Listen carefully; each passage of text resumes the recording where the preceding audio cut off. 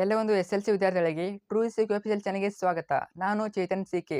ಇವತ್ತಿನ ಈ ಒಂದು ನಿಮಗೆ SLC ಎಕ್ಸಾಮ್ 2ಗೆ ಸಂಬಂಧಪಟ್ಟಂತೆ ಸೈನ್ಸ್ ವಿಷಯದ ಅಂದರೆ ವಿಜ್ಞಾನ ವಿಷಯದ ಪಾಸಿಂಗ್ ಪ್ಯಾಕೇಜ್ ನೋಡ್ತಾ ಇದ್ದೀವಿ.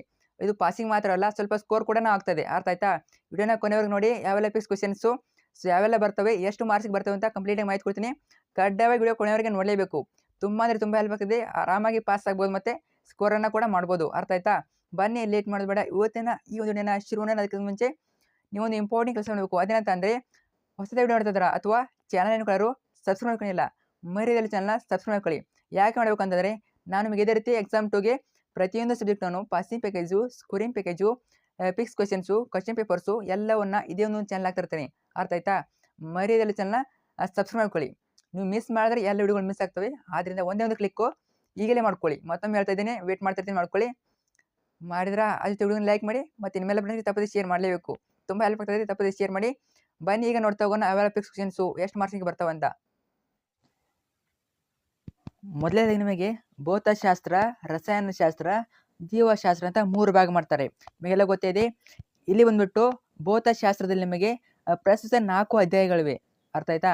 ಇಲ್ಲಿ ಒಟ್ಟು 27 ಅಂಕಗಳು ನಿಮಗೆ ಎಕ್ಸಾಮ್ನಲ್ಲಿ ಕ್ವಶನ್ ಕೇಳ್ತಾರೆ.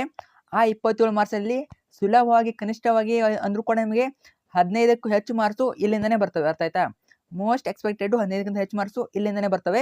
ಇದು ಜಸ್ಟ್ ಭೌತಶಾಸ್ತ್ರ. ಅರ್ಥ ಆಯ್ತಾ? ಇನ್ನು ರಸಾಯನಶಾಸ್ತ್ರ, ಜೀವಶಾಸ್ತ್ರ ಬೇರೆ. ಇದು ಜಸ್ಟ್ ಭೌತಶಾಸ್ತ್ರ ಮೊದಲು ಹೇಳ್ತೀನಿ, ಆಮೇಲೆ ರಸಾಯನಶಾಸ್ತ್ರ, ಜೀವಶಾಸ್ತ್ರನ ಹೇಳ್ತೀನಿ. ಅರ್ಥ ಆಯ್ತಾ?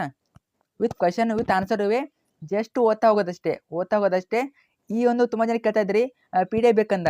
PDF ಬೇಕು ನಮಗೆ, ಯಾವ ರೀತಿ ಓದೋಕ್ಕೆ ತುಂಬ ಹೆಲ್ಪ್ ಆಗ್ತದೆ ಅಂತ ಕೇಳ್ತಾ ಇದ್ರಿ. ಈ ಒಂದು PDF ಬಂದ್ಬಿಟ್ಟು ನನ್ನ ಒಂದು ಟೆಲಿಗ್ರಾಮ್ ಗ್ರೂಪಲ್ಲಿ ಹಾಕಿರ್ತೀನಿ. ನಿಮಗೆಲ್ಲ ಗೊತ್ತಿದೆ. ಟ್ರೂ ಸಿಕ್ ವೆಬ್ಸೈಟ್ ಅಂತ ಸರ್ಚ್ ಮಾಡಿ ಟೆಲಿಗ್ರಾಮ್ ಗ್ರೂಪ್ಗೆ ಜಾಯ್ನ್ ಆಗಿ. ಲಿಂಕು ಇದೇ ಒಂದು ವಿಡಿಯೋ ಕೆಳಗಡೆ ಡಿಸ್ಕ್ರಿಪ್ಷನ್ ಬಾಕ್ಸಲ್ಲಿ ಕೊಟ್ಟಿರ್ತೀನಿ ಲಿಂಕನ್ನು. ಅಲ್ಲಿ ಕ್ಲಿಕ್ ಮಾಡಿಬಿಟ್ಟು ಜಾಯ್ನ್ ಆಗಿ, ಅಥವಾ ಟ್ರೂ ಸಿಕ್ ವೆಬ್ಸೈಟ್ ಅಂತ ಸರ್ಚ್ ಮಾಡಿಬಿಟ್ಟು ಜಾಯ್ನ್ ಆಗ್ಬೋದು. ಮತ್ತೊಂದು ಆಪ್ಷನ್ ಏನಂದರೆ, ನಿಮಗೆ ಈ ಒಂದು ವಿಡಿಯೋನ ಕೊನೆವರೆಗೆ ನೋಡಿಬಿಟ್ಟೆ ಆ ಒಂದು PDF ಡೌನ್ ಮಾಡ್ಕೊಳ್ಳಿ. ಯಾಕಂದರೆ ಈ ಒಂದು ವಿಡಿಯೋದಲ್ಲಿ ನಿಮಗೆ ಪ್ರತಿಯೊಂದು ಕ್ವಶನ್ ಹೇಳ್ತೀನಿ. ನಿಮಗೆ ಯಾವ ರೀತಿ ಎಕ್ಸಾಮ್ಲಿ ಕ್ವಶನ್ ಕೇಳ್ತಾರೆ, ಯಾವೆಲ್ಲ ಮೋಸ್ಟ್ ಇಂಪಾರ್ಟೆಂಟು ಕ್ವಶನ್ ಯಾವ ರೀತಿ ಕೇಳ್ಬೋದು, ಸೊ ಪಿಕ್ಸ್ ಕ್ವಶನ್ಸ್ ಯಾವೆಲ್ಲ ಅಂತ ಹೇಳ್ತೀನಿ. ವಿಡಿಯೋನ ಕೊನೆವರೆಗೆ ನೋಡಿಬಿಟ್ಟೆ PDF ಡೌನ್ ಮಾಡ್ಕೊಳ್ಳಿ. ನೀವು ಅದನ್ನೊಂದರೆ ಡೌನ್ ಮಾಡ್ಕೊಂಡ್ರೆ ಯೂಸ್ ಇಲ್ಲ. ವಿಡಿಯೋನ ಕೊನೆವರೆಗೆ ನೋಡ್ಕೊಂಬಿಟ್ಟು ಡೌನ್ ಮಾಡ್ಕೊಳ್ಳಿ. ಮೊದಲು ಪರಿವಿಡಿಯೋ ನೋಡ್ಕೊಳ್ಳಿ. ಸೊ ಪರಿವಿಡಿಯೋದಲ್ಲಿ ನೋಡ್ಕೊಳ್ಳಿ, ಇದು ಪರಿವಿಡಿಯೋ ಯಾವ ರೀತಿ ಇದೆ ಅಂತ. ಅಧ್ಯಾಯದ ಹೆಸರು, ಪುಟ ಸಂಖ್ಯೆ ಕೂಡ ಇವೆ. ಜಸ್ಟ್ 40 ಪೇಜ್ ಇವೆ, ಸಾಕು. 40 ಪೇಜ್ ಓದ್ಕೊಳ್ಳಿ, ಆರಾಮಾಗಿ ನೀವು ಪಾಸ್ ಆಗ್ಬೋದು. ಅರ್ಥ ಆಯ್ತಾ? ಮುಂದೆ ಹೇಳ್ತೀನಿ ನಿಮಗೆ ಯಾವ ರೀತಿ ಕ್ವಶನ್ ಕೇಳ್ತಾರೆ ಏನು ಅಂತ. ಇದು ನೋಡ್ಕೊಬಿಡಿ. ಎಲ್ಲ ಚಾಪ್ಟರ್ ಇವೆ, ಇಲ್ಲಿ ಎಲ್ಲ ಚಾಪ್ಟರು ಕವರ್ ಆಗಿವೆ. ಇಲ್ಲಿ ಅಧ್ಯಾಯಗಳು ಯಾವೆಲ್ಲ ಬರ್ತವೆ. ಭೌತಶಾಸ್ತ್ರದಲ್ಲಿ ವಿದ್ಯುತ್ ಶಕ್ತಿ, ವಿದ್ಯುತ್ ಪ್ರವಾಹದ ಕಾಂತೀಯ ಪರಿಣಾಮಗಳು, ಬೆಳಕು ಪ್ರತಿಫಲನ ಮತ್ತು ವಕ್ರೀಭವನ, ಮಾನವನ ಕಣ್ಣು ಮತ್ತು ವರ್ಣಮಯ ಜಗತ್ತು. ಮೊದಲಾಗಿ ಅಧ್ಯಾಯ 1 ವಿದ್ಯುತ್ ಶಕ್ತಿಯಿಂದ ಯಾವೆಲ್ಲ ಇಂಪಾರ್ಟೆಂಟ್ ಕ್ವಶನ್ಸು. ಅರ್ಥ ಆಯ್ತಾ? 15ಕ್ಕಿಂತ ಹೆಚ್ಚು ಮಾರ್ಕ್ಸು ಇಲ್ಲಿಂದನೇ ಬರ್ತಾ ಇದೆ. ಮೋಸ್ಟ್ ಎಕ್ಸ್ಪೆಕ್ಟೆಡು ಕೊನೆವರೆಗೆ ನೋಡ್ಕೊಳ್ಳಿ. ಅರ್ಥ ಆಯ್ತಾ? ಮೊದಲಾಗಿ ಕ್ವಶನ್ ಯಾವ ರೀತಿ ಕೇಳ್ಬೋದು ನೋಡಿ. ಇಲ್ಲಿ ಬಂದ್ಬಿಟ್ಟು ಬಹು ಆಯ್ಕೆಯ ಪ್ರಶ್ನೋತ್ತರಗಳು ಕೊಟ್ಟಿದ್ದಾರೆ. ಇಲ್ಲಿ ಬಹು ಆಯ್ಕೆಯ ಪ್ರಶ್ನೋತ್ತರಗಳು ಕ್ವಶನ್ ಯಾವ ರೀತಿ ಕೇಳ್ತಾರೆ. ವಿದ್ಯುತ್ ಬಲ್ಬ್ನಲ್ಲಿ ಬಳಸುವ ಲೋಹ ಅಂತ ಕ್ವಶನ್ ಕೇಳ್ಬಿಟ್ಟು 4 ಆಪ್ಷನ್ ಕೊಡ್ತಾರೆ. ನಮಗೆ 4 ಆಪ್ಷನ್ ಕೊಡ್ತಾರೆ. ಇದರಲ್ಲಿ ಸರಿಯಾದ ಉತ್ತರ ಟಂಗ್ಸ್ಟನ್ ಅನ್ನೋದು ವಿದ್ಯುತ್ ಬಲ್ಬ್ನಲ್ಲಿ ಬಳಸೋ ಲೋಹ. ಈ ರೀತಿಯ ಕ್ವಶನ್ ಕೇಳ್ತಾರೆ. ನಮಗೆ ಪಿಕ್ಸು ವಿದ್ಯುತ್ ಮೇಲೆ ಒಂದು ಕ್ವಶನ್ ಕೇಳ್ತಾರೆ. ಕರೆಕ್ಟಾಗಿ ನೋಡ್ಕೊಳ್ಳಿ. ಸೊ ಇದೇ ರೀತಿ ತುಂಬ ಕ್ವಶನ್ಸ್ ಇವೆ, ಕರೆಕ್ಟಾಗಿ ನೋಡ್ಕೊಳ್ಳಿ. ಸ್ವಲ್ಪ ಟ್ವಿಸ್ಟ್ ಆಗಿ ಕ್ವಶನ್ ಕೇಳ್ತಾ ಇರ್ತಾರೆ. ಇಲ್ಲಿ multiple choice questions, 1 marks, 2 marks, ಚಿತ್ರಗಳು ಪ್ರತಿಯೊಂದು ಇವೆ. ಯಾವೆಲ್ಲ ಇಂಪಾರ್ಟೆಂಟ್ ಇವೆ, ಯಾವೆಲ್ಲ ಎಕ್ಸಾಮಲ್ಲಿ ಕೇಳ್ಬೋದು ಅಂತವೆ. ಅರ್ಥ ಆಯ್ತಾ? ಪ್ರತಿಯೊಂದನ್ನ ಅಬ್ಸರ್ವ್ ಮಾಡ್ತಾ ಹೋಗಿ, ನೀವು ಓದ್ತಾ ಹೋಗಿ ಕೂಡ. ಈ ಕೆಳಗಿನ ಪ್ರಶ್ನೆಗಳು ಒಂದೇ ವಾಕ್ಯದಲ್ಲಿ ಉತ್ತರಿಸಿ, ಅಂದರೆ 1 ಮಾರ್ಕ್ಸ್ನ ಪ್ರಶ್ನೆಗಳು. ಯಾವ ರೀತಿ ಕ್ವಶನ್ ಕೇಳ್ಬೋದು. ವಿಭವಾಂತರ ಅಂತಾರಾಷ್ಟ್ರೀಯ ಏಕಮಾನ ಯಾವುದು? ಮೇಲೆ ಗೊತ್ತಿದೆ, ವೋಲ್ಟ್ ಅಂತ. ಮತ್ತು ವಿದ್ಯುತ್ ಪ್ರವಾಹದ ಅಳೆಯಲು ಬಳಸುವ ಸಾಧನ ಹೆಸರಿಸಿ, ಮೀಟರ್. ಈ ರೀತಿ ಕ್ವಶನ್ನ ಕೇಳ್ತಾರೆ. ಅರ್ಥ ಆಯ್ತಾ? ತುಂಬ ಜನಕ್ಕೆ ಗೊತ್ತಿರೋದಿಲ್ಲ ಕ್ವಶನ್ ಯಾವ ಇಂಪಾರ್ಟೆಂಟು ಯಾವೆಲ್ಲ ಇಲ್ಲ ಅಂತ. ನೋಡಿ, ಈ ರೀತಿ ಇರೋ ಕ್ವಶನ್ನು ತುಂಬಾ ಇಂಪಾರ್ಟೆಂಟು. ಅರ್ಥ ಆಯ್ತಾ? ಸೊ ನಾನು ಸ್ಲಾ ಮಾಡ್ತಾ ಇದ್ದೀನಿ, ಪ್ರತಿಯೊಂದನ್ನು ನೀವು ಓದ್ತಾ ಹೋಗಬೇಕು. ಅರ್ಥ ಆಯ್ತಾ? ಪ್ರತಿಯೊಂದನ್ನು ಅಬ್ಸರ್ವ್ ಮಾಡ್ತಾ ಹೋಗಿ. ಪ್ರತಿಯೊಂದು ಕ್ವಶನ್ನು ಇಂಪಾರ್ಟೆಂಟು. ಅರ್ಥ ಆಯ್ತಾ? ಇನ್ನು ನೆಕ್ಸ್ಟು ಕೆಳಗಿನ ಪ್ರಶ್ನೆಗಳಿಗೆ 2-3 ವಾಕ್ಯಗಳು ಉತ್ತರಿಸಿ. ಇದು 2 ಮಾರ್ಕ್ಸ್ನ ಕ್ವಶನ್ಸು. 2 ಮಾರ್ಕ್ಸ್ ಕ್ವಶನ್ಸು ಯಾವ ರೀತಿ ಕೇಳ್ಬೋದು ಅಂದರೆ, ಓಮ್ನ ನಿಯಮವನ್ನು ವ್ಯಾಖ್ಯಾನಿಸಿರಿ. ಈ ರೀತಿ ವ್ಯಾಖ್ಯಾನಗಳನ್ನ ಕೇಳ್ತಾರೆ. ಇಲ್ಲಿ ಓಮ್ನ ಕೇಳಿದ್ದಾರೆ, ಬೇರೆ ನಿಯಮಗಳನ್ನು ಕೂಡ ಕೇಳ್ಬೋದು. ಅರ್ಥ ಆಯ್ತಾ? ನಂತರ ವಾಹಕದ ರೋಧ ಅವಲಂಬಿಸಿರುವ ಅಂಶಗಳು ಯಾವುವು? ಜೌಲ್ನ ಉಷ್ಣೋತ್ಪಾದನೆ ನಿಯಮವನ್ನು ವ್ಯಾಖ್ಯಾನಿಸಿ. ಒಂದು ನಿಯಮವನ್ನು ಫಿಕ್ಸ್ ಕೇಳ್ತಾರೆ. ಅರ್ಥ ಆಯ್ತಾ? ಯಾವುದಾದ್ರೂ ಇರಲಿ, ಅದು ಮೋಸ್ಟ್ ಇಂಪಾರ್ಟೆಂಟು ಓಮ್ ಮತ್ತು ಜೌಲ. ಕರೆಕ್ಟಾಗಿ ನೋಡ್ಕೊಳ್ಳಿ. ಮತ್ತು ಫ್ಯೂಸ್ ಎಂದರು, ಇದರ ಕಾರ್ಯವೇನು? ಈ ರೀತಿಯಾಗಿ 2 ಮಾರ್ಕ್ಸ್ ಕ್ವಶನ್ಸು ಕೇಳ್ತಾರೆ. ಮೋಸ್ಟ್ ಇಂಪಾರ್ಟೆಂಟ್ ಕ್ವಶನ್ಸು ನೋಡ್ಕೊಳ್ಳಿ. ನಂತರ 7ನೇ ಕ್ವಶನ್ ನೋಡಿ. ಇಲ್ಲಿ ಸರಳ ವಿದ್ಯುತ್ ಮಂಡಲದ ರೇಖಾಚಿತ್ರವನ್ನು ಬರೀರಿ. 2 ಮಾರ್ಕ್ಸಿಗೆ ಕೇಳ್ತಾರೆ ನಿಮಗೆ. Very important. ಈ ರೀತಿ ಕ್ವಶನ್ ಕೊಡ್ತಾರೆ ನಮಗೆ. ಸರಳ ವಿದ್ಯುತ್ ಮಂಡಲದ ರೇಖಾಚಿತ್ರ ಬರೀ ಅಂತ ಕೇಳ್ತಾರೆ. ಸೊ ಈ ರೀತಿ ಡಯಾಗ್ರಾಮ್ನ ತೆಗಿಬೇಕು, ಅರ್ಥ ಆಯ್ತಾ. ಸ್ವಲ್ಪ ಇಂಗ್ಲೀಷ್ನಲ್ಲಿವೆ, ನಿಮ್ಮ ಬುಕ್ನೆಲ್ಲ ಓದ್ಕೊಳ್ಳಿ, ಅಲ್ಲಿ ನಿಮಗೆ ಸಿಗ್ತವೆ ಆನ್ಸರ್ಸು. ಚಿತ್ರಗಳು ಎಲ್ಲ ಇರ್ತವೆ ನಿಮ್ಮ ಬುಕ್ಕಲ್ಲಿ, ನೋಡ್ಕೊಳ್ಳಿ. ರೋಧಕಗಳ ಸಮಾಂತರ ಜೋಡಣೆಯ ರೇಖಾಚಿತ್ರ, ಇದು ಕೂಡ ನಿಮಗೆ 2 ಮಾರ್ಕ್ಸು. ಅಲ್ಲಿ ನಿಮಗೆ ಭಾಗಗಳನ್ನು ಗುರುತಿಸಬೇಕು, ಅಮ್ಮೀಟರ್, ವೋಲ್ಟ್ ಮೀಟರ್ ಮತ್ತು ಸ್ವಿಚ್ ಗುರುತಿಸಬೇಕು. ಸೊ ಗುರುತಿಸಿದ್ರೆ ಮಾತ್ರ ನಿಮಗೆ ಮಾರ್ಕ್ಸ್ನ ಕೊಡ್ತಾರೆ, ಅರ್ಥ ಆಯ್ತಾ. ಜಸ್ಟ್ ಚಿತ್ರ ನೋಡ್ಕೊಂಡ್ರೆ ಸಾಲೋದಿಲ್ಲ, ಭಾಗಗಳು ಇಂಪಾರ್ಟೆಂಟು. ಚಿತ್ರಕ್ಕೂ ಒಂದು ಅರ್ಧ ಮಾರ್ಕ್ಸ್ ಇದ್ರೆ ಭಾಗಗಳು ಕೂಡ ಅರ್ಧ ಮಾರ್ಕ್ಸ್ ಇರ್ತದೆ. ಅವ್ರು ಕೇಳಿದ್ರೆ ಮಾತ್ರ ಗುರುತಿಸಿ, ಕೇಳಿಲ್ಲ ಅಂದರೆ ಚಿತ್ರ ಮಾತ್ರ ತೆಗೀರಿ. ಅವ್ರು ಕೇಳಿದ್ರೆ ಭಾಗಗಳನ್ನ ಗುರುತಿಸಿ, ಕೇಳಿಲ್ಲ ಅಂದರೆ ಚಿತ್ರ ಮಾತ್ರ ಬಿಡಿಸಿ, ಅರ್ಥ ಆಯ್ತಾ. ನಂತರ ರೋಧಕ ಸರಣಿ ಜೋಡಣೆ ರೇಖಾಚಿತ್ರ ಬಿಡಿಸಿ, ಇಂಪಾರ್ಟೆಂಟು. ಈ 3 ಕೂಡ ಇಂಪಾರ್ಟೆಂಟು. 3ರಲ್ಲಿ 1 ಕೇಳೋ ಚಾನ್ಸಸ್ ತುಂಬ ಇದೆ. ಇನ್ನು 10ನೇ ಕ್ವಶನು ಸ್ವಲ್ಪ ನಾರ್ಮಲ್ ಲೆಕ್ಕ ಇದೆ, ಒಂದು ಸಣ್ಣ ಲೆಕ್ಕ ಇದೆ, ನೋಡ್ಕೊಳ್ಳಿ, ನೀವು ಓದ್ಕೊಳ್ಳಿ. ನಂತರ ಅಧ್ಯಾಯ 2 ವಿದ್ಯುತ್ ಪ್ರವಾಹದ ಕಾಂತೀಯ ಪರಿಣಾಮಗಳು. ಈ ಒಂದು ಚಾಪ್ಟರ್ ನಮಗೆ ಮಲ್ಟಿಪಲ್ ಕ್ವೆಶ್ಚನ್ಸ್ ಯಾವ ರೀತಿ ಕೇಳ್ಬೋದು ನೋಡ್ಕೊಳ್ಳಿ. ಫ್ಲೆಮಿಂಗ್ನ ಎಡಗೈ ನಿಯಮದಲ್ಲಿ ಮಧ್ಯದ ಬೆರಳು ಸೂಸುವ ದಿಕ್ಕು ಯಾವುದಾಗ್ತದೆ? ಮೇಲೆ ಗೊತ್ತಿದೆ, ವಿದ್ಯುತ್ ಪ್ರವಾಹ. ಈ ರೀತಿ ಕ್ವಶನ್ ಕೇಳ್ತಾರೆ. ಪ್ರತಿಯೊಂದನ್ನ ನೀವು ಓದ್ತಾ ಹೋಗಿ, ನಾನು ಸ್ಕ್ರಾಲ್ ಮಾಡ್ತಾ ಇರ್ತೀನಿ. ವಿಡಿಯೋ ಲೆಂತ್ ಆಗ್ತದೆ, ಪ್ರತಿಯೊಂದನ್ನ ನಾನು ಓದ್ತಾ ಕೂರಲ್ಲ, ನೀವು ಪ್ರತಿಯೊಂದನ್ನ ಅಬ್ಸರ್ವ್ ಮಾಡ್ತಾ ಹೋಗಬೇಕು. ಈಗ ಕೆಳಗಿನ ಪ್ರಶ್ನೆಗಳು ಒಂದು ವಾಕ್ಯದಲ್ಲಿ ಉತ್ತರಿಸಿ, ಅಂದರೆ 1 ಮಾರ್ಕ್ಸ್ ಕ್ವಶನ್ಸು ಯಾವ ರೀತಿ ಕೇಳ್ಬೋದು. ಕಾಂತೀಯ ಬಲ ರೇಖೆಗಳು ಒಂದನ್ನೊಂದು ಛೇದಿಸಲ್ಲ ಏಕೆ? ಈ ರೀತಿ ಇರೋ ಏಕೆ ಅನ್ನೋ ಕ್ವಶನ್ನ ಕೇಳ್ತಾರೆ, ಅರ್ಥ ಆಯ್ತಾ. ಇಲ್ಲಿ ಪ್ರತಿಯೊಂದು ಕ್ವಶನ್ ಇಂಪಾರ್ಟೆಂಟು, ಪ್ರತಿ ವರ್ಷ ಕೇಳ್ತಾ ಬರುವಂಥ ಕ್ವಶನ್ಸು. ಪ್ರತಿಯೊಂದು ನೀವು ಓದ್ತಾ ಹೋಗಿ. ಸೊ ನಾನು ಹೇಳ್ತಾ ಹೋಗ್ತೀನಿ ನಿಮಗೆ ಯಾವೆಲ್ಲ ಇಂಪಾರ್ಟೆಂಟು ಏನಂತ ನೋಡ್ತಾ ಹೋಗಿ. ನಂತರ ನಮಗೆ 2 ಮಾರ್ಕ್ಸಿನ ಕ್ವಶನ್ಸು. ಈ ಕೆಳಗಿನ ಪ್ರಶ್ನೆಗಳಿಗೆ 2-3 ವಾಕ್ಯಗಳು ಉತ್ತರಿಸಿ. ಇಲ್ಲಿ ನಿಮಗೆ ಒಂದು ನೇರವಾದ ವಾಹಕ ತಂತಿಯ ಸುತ್ತ ಕಾಂತೀಯ ಬಲರೇಖೆಗಳನ್ನು ಸೂಚಿಸುವ ಏಕಕೇಂದ್ರೀಯ ವೃತ್ತಗಳ ಮಾದರಿ ಚಿತ್ರ ಬರೆಯಿರಿ. ಈ ರೀತಿಯ ಚಿತ್ರ ಕೇಳ್ಬೋದು, ಅರ್ಥ ಆಯ್ತಾ. ಎಕ್ಸಾಮಲ್ಲಿ ಯಾವೆಲ್ಲ ಕ್ವಶನ್ ಕೇಳಿದಾರೆ, ಈಗ ಎಕ್ಸಾಮ್ 1 ಆಯ್ತಲ್ಲ, ಅಲ್ಲಿ ಯಾವೆಲ್ಲ ಕ್ವಶನ್ ಕೇಳಿದಾರೆ ಅವನ್ನ ಬಿಟ್ಟು ಉಳಿದ ಕ್ವಶನ್ನ ಓದ್ಕೊಳ್ಳಿ, ಅರ್ಥ ಆಯ್ತಾ. ಯಾಕಂದರೆ ಅವೇ ರಿಪೀಟ್ ಕ್ವಶನ್ನ ಕೇಳೋದಿಲ್ಲ. ಎಲ್ಲೋ 1-2 ಕೇಳ್ಬೋದು, ಬಟ್ ಎಲ್ಲವನ್ನ ಕೇಳೋದಿಲ್ಲ, ಅರ್ಥ ಆಯ್ತಾ. ಭೂ ಸಂಪರ್ಕ ತಂತಿಯ ಕಾರ್ಯಗಳೇನು? ತುಂಬ ಕ್ವಶನ್ಸು ಈ ರೀತಿ ಬರ್ತಿರ್ತವೆ, ನೋಡ್ಕೊಳ್ಳಿ ನೀವು. ನಾನು ಸ್ಕ್ರಾಲ್ ಮಾಡ್ತಾ ಇರ್ತೀನಿ, ಇನ್ನೂ ತುಂಬ ಹೇಳ್ಬೇಕು ನಿಮಗೆ. ಫಾಸ್ಟಾಗಿ ನಾನು ಸ್ಕ್ರಾಲ್ ಮಾಡ್ತಾ ಇದ್ದೀನಿ. ಪ್ರತಿಯೊಂದನ್ನ ಪಾಸ್ ಮಾಡಿಬಿಟ್ಟು ಓದ್ತಾ ಹೋಗಿ ನೀವು, ಅರ್ಥ ಆಯ್ತಾ. ಒಂದ್ಸಲ ಓದ್ಕೊಳ್ಳಿ, ಆಮೇಲೆ PDF ಡೌನ್ ಮಾಡಿಕೊಂಡು ಅಲ್ಲಿ ಕೂಡ ಓದ್ಕೊಳ್ಳಿ. ಅಧ್ಯಾಯ 3 ಬೆಳಕು, ಪ್ರತಿಫಲನ ಮತ್ತು ವಕ್ರೀಭವನ. ಇಲ್ಲಿಂದ ಅವೆಲ್ಲ ಇಂಪಾರ್ಟೆಂಟ್ ಕ್ವಶನ್ಸು ನೋಡ್ತಾ ಹೋಗಿ. ಮಲ್ಟಿಪಲ್ ಕ್ವಶನ್ಸು, ಅದೇ ರೀತಿ 1 ಮಾರ್ಕ್ಸ್ ಕ್ವಶನ್ಸು, 2 ಮಾರ್ಕ್ಸ್ ಕ್ವಶನ್ಸು. ನಾನು ಫಾಸ್ಟಾಗಿ ಹೇಳ್ತಾ ಹೋಗ್ತಾ ಇರ್ತೀನಿ, ನೀವು ಸ್ಲೋ ಆಗಿ ಓದ್ತಾ ಹೋಗಿ, ಅರ್ಥ ಆಯ್ತಾ. ಪಾಸ್ ಮಾಡಿಬಿಟ್ಟು ಸ್ಲೋ ಆಗಿ ಓದ್ತಾ ಬನ್ನಿ. ಇನ್ನು 2-3 ವಾಕ್ಯಗಳು ಉತ್ತರಿಸಿ. 2 ಮಾರ್ಕ್ಸಿನ ಕ್ವಶನ್ಸು ಯಾವೆಲ್ಲ ಕೇಳ್ಬೋದು ನೋಡ್ಕೊಳ್ಳಿ. ವಿತ್ ಆನ್ಸರ್ವೇ ಕ್ವಶನ್ ಕೊಟ್ಟಿದ್ದೀನಿ, ಬುಕ್ನಲ್ಲಿ ಹೋಗಿ ಹುಡುಕಬೇಕು ಅನ್ನೋ ಆಗಿಲ್ಲ. ಜಸ್ಟ್ ಪಾಸ್ ಮಾಡಿಬಿಟ್ಟು ಓದ್ಕೊಳ್ಳೋದು ಅಷ್ಟೇ, ಅರ್ಥ ಆಯ್ತಾ. ಇನ್ನು ಅಧ್ಯಾಯ 4 ಮಾನವನ ಕಣ್ಣು ಮತ್ತು ವರ್ಣಮಯ ಜಗತ್ತು. ಮಲ್ಟಿಪಲ್ ಚಾಯ್ಸ್ ಕ್ವಶನ್ಸು ಕೊಟ್ಟಿದ್ದೀನಿ, ಯಾಕಂತಂದರೆ ನಿಮಗೆ ಮಲ್ಟಿಪಲ್ ಕೂಡ ನಿಮಗೆ ಎಕ್ಸಾಮ್ನಲ್ಲಿ ಅಷ್ಟೇ ಕ್ವಶನ್ಸ್ ಇರ್ತವೆ. ಒಂದು 10 ಇರ್ಬೋದು. ಸೊ ಸಬ್ಜೆಕ್ಟ್ ಮೇಲೆ ಡಿಫೆಂಡು. ಸೈನ್ಸಲ್ಲಿ ಬೇರೆ ಇರ್ತವೆ, ಮತ್ತು ಗಣಿತದಲ್ಲಿ ಬೇರೆ ಹೆಚ್ಚು ಇರ್ತವೆ, ಕೆಲವೊಂದು ಸಬ್ಜೆಕ್ಟ್ನಲ್ಲಿ ಕಡಿಮೆ ಇರ್ತವೆ, ಅರ್ಥ ಆಯ್ತಾ. ಇನ್ನು 1 ಮಾರ್ಕ್ಸ್ ಕ್ವಶನ್ಸು ನೋಡ್ಕೊಳ್ಳಿ. ಪ್ರತಿಯೊಂದು ಕೂಡ ಇಂಪಾರ್ಟೆಂಟ್ ಕ್ವಶನ್ಸೇ, ಅರ್ಥ ಆಯ್ತಾ.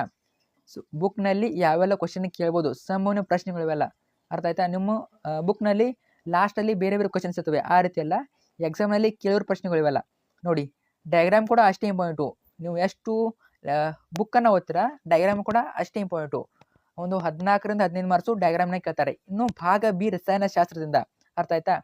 ರಸಾಯನಶಾಸ್ತ್ರದಲ್ಲಿ ಯಾವೆಲ್ಲ ಕ್ವಶನ್ ಕೇಳ್ಬೋದು. ಈಗ ಆಯಿತು, ಭೌತಶಾಸ್ತ್ರ ಆಯಿತು, ಇನ್ನು ನೆಕ್ಸ್ಟ್ ಬರೋದು ರಸಾಯನಶಾಸ್ತ್ರ. ಇದು ಭಾಗ ಬಿ, ಅರ್ಥ ಆಯ್ತಾ. ಈಗೆಲ್ಲ ಓದ್ಕೊಂಡ್ರಲ್ಲ, ಕನಿಷ್ಠ ಅಂದ್ರೂ ಕೂಡ 15 ಮಾರ್ಕ್ಸ್ ಅಲ್ಲಿಂದ ಬರ್ತವೆ, ಅರ್ಥ ಆಯ್ತಾ.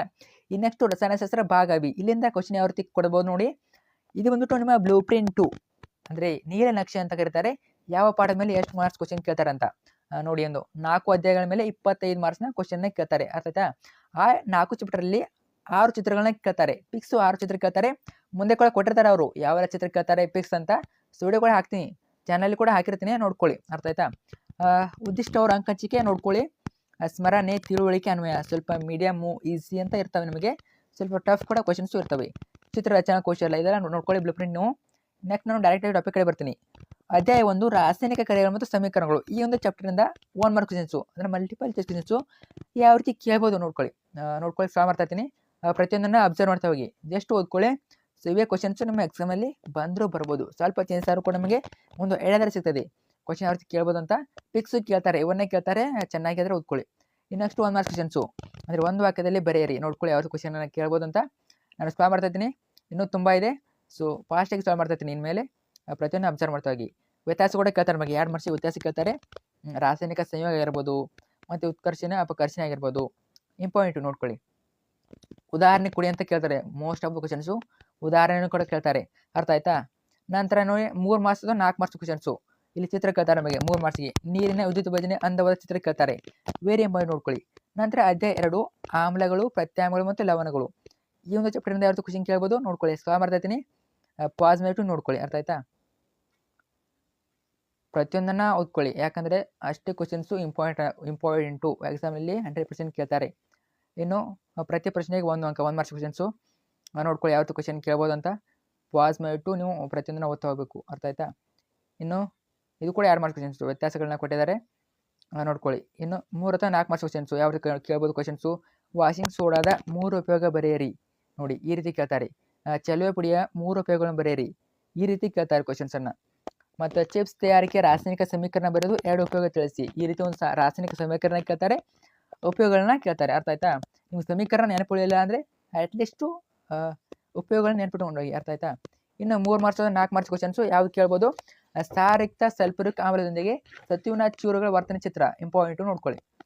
ಭಾಗಗಳು ಇಂಪಾರ್ಟೆಂಟು, ನಿಮ್ಮ ಬುಕ್ನಲ್ಲಿ ನೋಡ್ಕೊಳ್ಳಿ. ಇಲ್ಲಿ ಸ್ವಲ್ಪ ಇಂಗ್ಲೀಷ್ನಲ್ಲಿದೆ, ಅರ್ಥ ಆಗೋದಿಲ್ಲ. ಅರ್ಥ ಆಯ್ತಾ?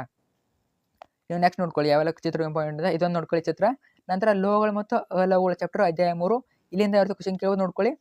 ನಾನು ಫಾಸ್ಟಾಗಿ ಸ್ಕ್ರಾಲ್ ಮಾಡ್ತಾಯಿದ್ದೀನಿ ನಿಮ್ಮ ಮೇಲೆ. ಅರ್ಥ ಆಯ್ತಾ? ಈಗಲೇ 10 ಮಿನಿಟ್ಸ್ ಮೇಲೆ ಆಯಿತು ವಿಡಿಯೋ. ಅರ್ಥ ಆಯ್ತಾ? ಫಾಸ್ಟಾಗಿ ಸ್ಕ್ರಾಲ್ ಮಾಡ್ತಾಯಿದ್ದೀನಿ, ಪ್ರತಿಯೊಂದನ್ನ ಪಾಸ್ ಮಾಡಿ ನೋಡ್ಕೊಳ್ಳಿ. ಇನ್ನು 1 ಮಾರ್ಕ್ಸ್ ಕ್ವಶನ್ಸು ಯಾವ ರೀತಿ ಕೇಳ್ಬೋದು ನೋಡ್ಕೊಳ್ಳಿ. ಕಾಣ್ತಿದ್ದೀನಿ ಕೂತೀನಿ. ನಂತರ 2 ಮಾರ್ಕ್ಸ್ ಕ್ವಶನ್ಸು ನೋಡ್ಕೊಳ್ಳಿ. ಸೋಡಿಯಂ ಕ್ಲೋರೈಡ್ನ ಉಂಟಾಗಿ ಚುಕ್ಕಿ ರಚನೆ ಕೇಳ್ಬೋದು. ಫಿಕ್ಸ್ ಕೇಳ್ತಾರೆ ಚುಕ್ಕಿ ರಚನೆ ಒಂದು ಕೇಳ್ತಾರೆ ನೋಡ್ಕೊಳ್ಳಿ. ಯಾವೆಲ್ಲ ಕೇಳುವಂತ ನೋಡ್ಕೊಳ್ಳಿ. ಇನ್ನು ಯಾವೆಲ್ಲ ಕ್ವಶನ್ ಇವೆ ಅಂತ 2 ಮಾರ್ಕ್ಸು 3 ಮಾರ್ಕ್ಸು 4 ಮಾರ್ಕ್ಸು ಪ್ರತಿಯೊಂದು ಇಲ್ಲೇ ಕವರ್ ಆಗಿವೆ. ಇನ್ನು ನೆಕ್ಸ್ಟು 3 ಮಾರ್ಕ್ಸ್ 4 ಮಾರ್ಕ್ಸ್ ಕ್ವಶನ್ಸು. ಇಲ್ಲಿ ಕೂಡ ನಮಗೆ 3 ಮಾರ್ಕ್ಸು ಕೂಡ ಚಿತ್ರ ಕೇಳ್ತಾರೆ, 4 ಮಾರ್ಕ್ಸು ಕೂಡ ಚಿತ್ರಗಳನ್ನ ಕೇಳ್ತಾರೆ. ಇನ್ನು ಅಧ್ಯಾಯ 4 ಕಾರ್ಬನ್ ಮತ್ತು ಅದರ ಸಂಯುಕ್ತಗಳು ನೋಡ್ಕೊಳ್ಳಿ. ಯಾವ ರೀತಿ ಕ್ವಶನ್ ಕೇಳ್ಬೋದು ಅಂತ ನಾನು ಫಾಸ್ಟಾಗಿ ತೋರಿಸ್ತಾ ಹೋಗ್ತೀನಿ. ಅರ್ಥ ಆಯ್ತಾ? ನೀವು ವಿಡಿಯೋನ ಪಾಸ್ ಮಾಡಿಬಿಟ್ಟು ನೋಡ್ತಾ ಹೋಗಿ. ಅರ್ಥ ಆಯ್ತಾ? ಆದಷ್ಟು ಎಕ್ಸ್ಪ್ಲೇನ್ ಮಾಡ್ತೀನಿ. ಇನ್ನು ಪರ್ಯಾಪ್ತ ಮತ್ತು ಅಪರ್ಯಾಪ್ತ ವ್ಯತ್ಯಾಸ ನೋಡ್ಕೊಳ್ಳಿ. ಇನ್ನು ಜೀವಶಾಸ್ತ್ರ ಭಾಗ ಸಿ. ಇದು ಈಗ ಆಯಿತು, 2 ಭಾಗ ಆಯಿತು. ಭಾಗ ಸಿ ಇಲ್ಲಿಂದ ಕೂಡ ನಮಗೆ ಕ್ವಶನನ್ನು ಕೇಳ್ತಾರೆ. ಭಾಗ ಸಿ ಜೀವಶಾಸ್ತ್ರ ಅಧ್ಯಾಯಗಳು ಜೀವಕ್ರಿಯೆಗಳು ನೋಡ್ಕೊಳ್ಳಿ. ಈ ಒಂದು ಪಾಠದಿಂದ ಯಾವ ಕ್ವಶನ್ ಕೇಳ್ಬೋದು ಅಂತ ವೆರಿ ಇಂಪಾರ್ಟೆಂಟ್. ಇವೆಲ್ಲ ಕೂಡ ಕ್ವಶನ್ಸು ಎಕ್ಸಾಮ್ 2ಗೆ 100% ಕೇಳ್ತಾರೆ. ಯಾಕಂದರೆ ಪಾಸ್ ಆಗೋರು ಆರಾಮಾಗಿ ಉತ್ತೀರ್ಣ ಆಗ್ಬೋದು ಇಷ್ಟು ಓದ್ಕೊಂಡ್ರೆ. PDF ಟೆಲಿಗ್ರಾಮ್ ಗ್ರೂಪ್ ಅಥವಾ ವಾಟ್ಸಪ್ ಚಾನಲ್ ಇರ್ತದೆ ನೋಡ್ಕೊಳ್ಳಿ. ಇನ್ನು ಅಧ್ಯಾಯದಲ್ಲಿ ಬರೋ ಚಿತ್ರಗಳು ಪಿಕ್ಸು 2 ಕೇಳೋ ಚಾನ್ಸ್ ತುಂಬ ಇದೆ. ವೆರಿ ಇಂಪಾರ್ಟೆಂಟು ಮಾನವ ಹೃದಯ. ಅರ್ಥ ಆಯ್ತಾ? ನೋಡ್ಕೊಳ್ಳಿ. ಎಕ್ಸಾಮ್ 1 ಕ್ವಶನ್ ಕೂಡ ನೋಡ್ಕೊಳ್ಳಿ, ಗೊತ್ತಾಗ್ತದೆ. ನಿಯಂತ್ರಣ ಮತ್ತು ಸಹಭಾಗಿತ್ವ ಈ ಒಂದು ಚಾಪ್ಟರಿಂದ ಕ್ವಶನ್ ಯಾವ ರೀತಿ ಕೇಳ್ಬೋದು ನೋಡ್ಕೊಳ್ಳಿ. ಇಲ್ಲಿ ಕೂಡ ನಮಗೆ ಮಲ್ಟಿಪಲ್ ಕೂಡ ಕೇಳ್ತಾರೆ. ಪ್ರತಿಯೊಂದು ಚಾಪ್ಟರ್ ಮೇಲೆ ಮಲ್ಟಿಪಲ್ ಇದ್ದೇ ಇರ್ತವೆ, ನೋಡ್ಕೊಳ್ಳೇಬೇಕು ನೀವು. ಅರ್ಥ ಆಯ್ತಾ? 1 ಮಾರ್ಕ್ಸ್ ಕ್ವಶನ್ಸು ಇರ್ತವೆ, 2 ಮಾರ್ಕ್ಸ್ ಕ್ವಶನ್ ಕೂಡ ಇರ್ತವೆ. ಆಯಿತಾ? ಯಾವ ಚಾಪ್ಟರ್ ಕೂಡ ಮಿಸ್ ಆಗೋದಿಲ್ಲ. ನೀವು ನೆಕ್ಸ್ಟು ನೋಡ್ಕೊಳ್ಳಿ. ಈ ಅಧ್ಯಾಯದಲ್ಲಿ ಬರೋ ಚಿತ್ರಗಳು ಇಂಪಾರ್ಟೆಂಟು ನರಕೋಶ ರಚನೆ ಮತ್ತು ಮಾನವ ಮಿದುಳು ಅಥವಾ ಹೃದಯ 2 ಫಿಕ್ಸ್ ಕೇಳ್ತಾರೆ, ಚೆನ್ನಾಗಿ ನೋಡ್ಕೊಳ್ಳಿ. ಇನ್ನು ಜೀವಿಗಳು ಹೇಗೆ ಸಂತಾನೋತ್ಪತ್ತಿ ನಡೆಸುತ್ತವೆ ಇಲ್ಲಿ ಕೂಡ ನಮಗೆ ಮಲ್ಟಿಪಲ್ ಚಾಯ್ಸ್ ಕ್ವಶನ್ಸ್ ಕೇಳ್ತಾರೆ, ಇದನ್ನು ಕೂಡ ನೋಡ್ಕೊಳ್ಳಿ. ಅರ್ಥ ಆಯ್ತಾ? ನಂತರ 1 ಮಾರ್ಕ್ಸ್ ಕ್ವಶನ್ ಯಾವ ರೀತಿ ಕೇಳ್ಬೋದು. ಸೊ ಇಷ್ಟನ್ನ ಚೆನ್ನಾಗಿ ನೋಡ್ಕೊಳ್ಳಿ. ಆರಾಮಾಗಿ ಎಷ್ಟು ಓದ್ಕೊಂಡ್ರೆ ಪಾಸ್ ಆಗ್ಬೋದು. ಇನ್ನೂ ಕೂಡ ನಮಗೆ ಚಿತ್ರಗಳು ಯಾವೆಲ್ಲ ಬರ್ತವೆ ಅವನು ಕೂಡ ಹೇಳ್ತೀನಿ, ಸಪ್ರೇಟ್ ವಿಡಿಯೋ ಮಾಡ್ತೀನಿ. ಜಸ್ಟು ಸಬ್ಸ್ಕ್ರೈಬ್ ಮಾಡಿಕೊಂಡು ವಿಡಿಯೋನ ಲೈಕ್ ಮಾಡಿ, ನಿಮ್ಮ ಫ್ರೆಂಡ್ಸ್ಗೆ ತಪ್ಪದೆ ಶೇರ್ ಮಾಡಿ, ಯಾಕಂದರೆ ಅವ್ರಿಗೂ ಕೂಡ ಹೆಲ್ಪ್ ಆಗಲಿ. ಸೊ ಇದೇ ರೀತಿ ಪ್ರತಿಯೊಂದು ಸಬ್ಜೆಕ್ಟು ಚಾನಲ್ ಹಾಕಿದ್ದೀನಿ ಈಗಾಗಲೇ. ಇನ್ನೆರಡು ಸಬ್ಜೆಕ್ಟ್ ಆಗಬೇಕಷ್ಟೇ. ಚಾನಲಲ್ಲಿ ಪ್ರತಿಯೊಂದು ಸಬ್ಜೆಕ್ಟು ಇರ್ತವೆ, ಹೋಗಿ ನೋಡ್ಕೊಳ್ಳಿ. ಯಾವೆಲ್ಲ ನಿಮಗೆ ಎಕ್ಸಾಮ್ ಬರೀತಾರ ಅವೆಲ್ಲ ನೋಡ್ಕೊಳ್ಳಿ. ಅರ್ಥ ಆಯ್ತಾ? ಸೊ ಇಲ್ಲಿಗೆ ಎಂಡ್ ಆಗ್ತದೆ. ನಿಮ್ಮೆಲ್ಲ ಫ್ರೆಂಡ್ಸ್ಗೆ ಶೇರ್ ಮಾಡಿ. Thank you so much.